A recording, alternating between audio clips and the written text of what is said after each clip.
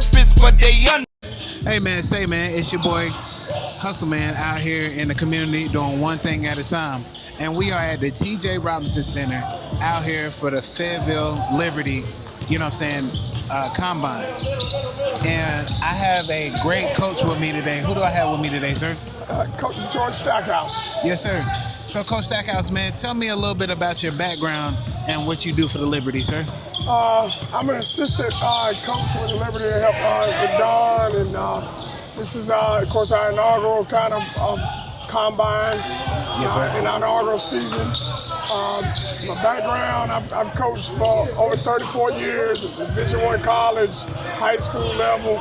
I'm currently the head coach at Berean Baptist Academy, yes, sir. high school. But I've coached a lot of different places in really good basketball situations. I was at Westover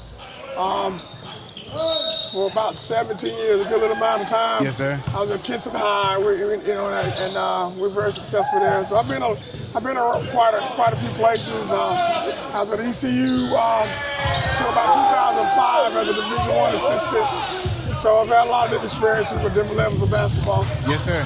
So just the game of basketball, just coaching, you know, going from dealing from high school, you know what I'm saying, kids, to going to, you know what I'm saying, dealing with grown men.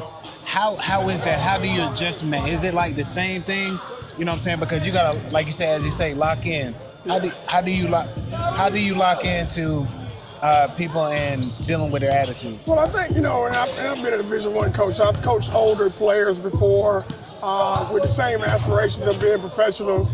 I think really, to be honest with you, it's a little bit easier. These guys they've played a lot of basketball before. They're really focused on what they want and their goals, and so they're very receptive to coaching, and yes, and they're still hungry. And so I think really just the only difference is just the physicality of the league. Okay.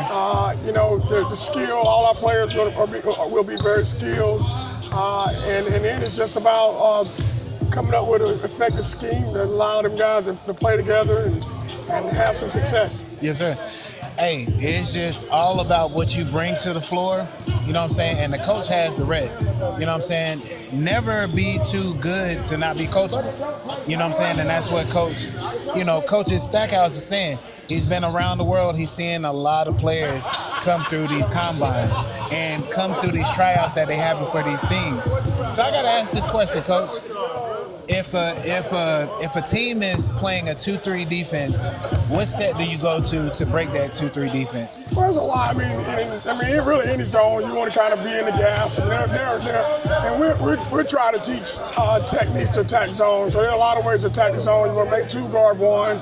You can cut the zone from behind or flash the zone. Of course, you can screen. Use ball screens or screen away from the zone. Yes, sir. You want to get the ball in the middle of the zone. Use it to one of your better players and look for high-low opportunities. Yes, sir. But I think the zone and man is really the same. You want to play inside out, so you want to try to get paint touches and play paint to great and yes, kick outs and get threes off of it. How I would say like this, how, you know what I'm saying, good is the pick and roll in somebody's offense? Is that a go-to thing that y'all use? I think at this level a lot, you know, pick and roll, even against the zone, pick and roll can be effective. You know, it causes the defense to have to decide how they're going to defend it. Yes, whether sir. they want to ice it and maybe keep 2 people involved, or if they're heads, then really the whole defense is involved in a head situation. So, I mean, it's a simple way to get the people downhill and into the paint. Yes, and that's one of the first goals you want to do, man or zone. You want to try to get a piece of the paint. Yes, sir. So I got to ask the question, too. If a player is not feeling good because the shot is not falling, what do you tell them coming to the sideline? Well, we talk about, you know, we're process driven, and we just focus on the process. You can't really control outcomes a lot, and we're really kind of next play, next shot mentality. And so we try to not let their shot making or not making affect the rest of their game. Yes, okay? sir. Yeah.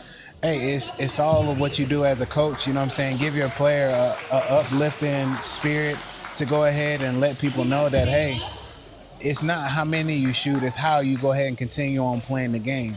You know, do you tell your players if they having a bad game and stuff like that, do you tell them, you know what I'm saying, to try to help your team in another way of winning? Yeah, I mean, we talk about making winning plays throughout. I mean, Yes, sir. and winning plays setting screens. So there's a lot of ways to impact winning in the game. And sometimes, again, even the best shooters don't make their shots all the time. Even Yes, the sir. best three-point shooters probably going to make 4 out of 10. So, you know, they have to do other things to contribute to the success of the team. There are a lot of ways to do that.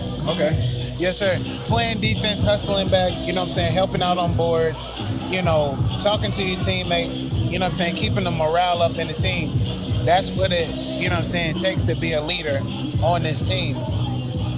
I got to ask another question, too. What is the hardest position on the floor to play? Probably point guard, because the point guard is an extension of the coach, and they have to know everybody else's position, and they have to be the most vocal. So I think probably as far as understanding what's supposed to happen out there, the point guard probably has the most responsibility. It's like the quarterback. Yes, sir.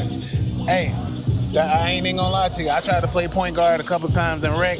You know what I'm saying? My dribbling skills ain't like what they used to be, but, you know, you let people, you know what I'm saying, prove themselves until they can't prove themselves anymore.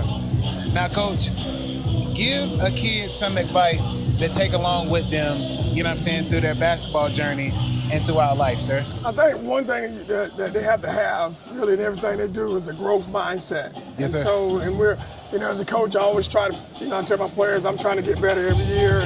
And if they're playing and they're going to plan on doing this for a while, really anything in life you do, you want to try to continue to improve on and get better every year. So Yes, maybe sir. having that growth mindset can go a long way to help you be successful. Yes, sir. Hey, Coach Stackhouse, I wanted to say appreciate it for coming on to the show, sir, and let me pick your mind just a little bit. You know, it's an honor to go ahead and meet all the coaches that are out here, because I know some that's helping out with the combine and everything, like Avery Graves, Chuck. You know, you got Tyrus, you know what I'm saying, as the, you know, General manager, yeah. general manager, you know what I'm saying, that play basketball. So these guys see me, you know, from where I'm at to where I've been at to where I'm at now with the podcast and doing everything with basketball. So I'm just trying to be around the game. And like I said, thank you for your time, sir. And I give everybody their flowers on my podcast. Coach, keep on teaching young men and older men how to be better. You know what I'm saying, in the game of basketball, and so they can be champions. That's the goal. Yes, sir. All right. Yes, sir. Thank you. Can you tell everybody where they can find you at, sir? As far as, Facebook, Instagram. y'all, I don't really do too much social media. So. Okay. Yes, sir. Yeah. Well, hey, man, it's another great interview, and it's another great episode from Muscle Man Podcast, man. Y'all have a great one. All right. The same one that told him to turn it up. I'm lit, I'm fine, I'm burning up. You come close, but not close enough. And standing on business like gymnasts. Doper than dope shit, I know.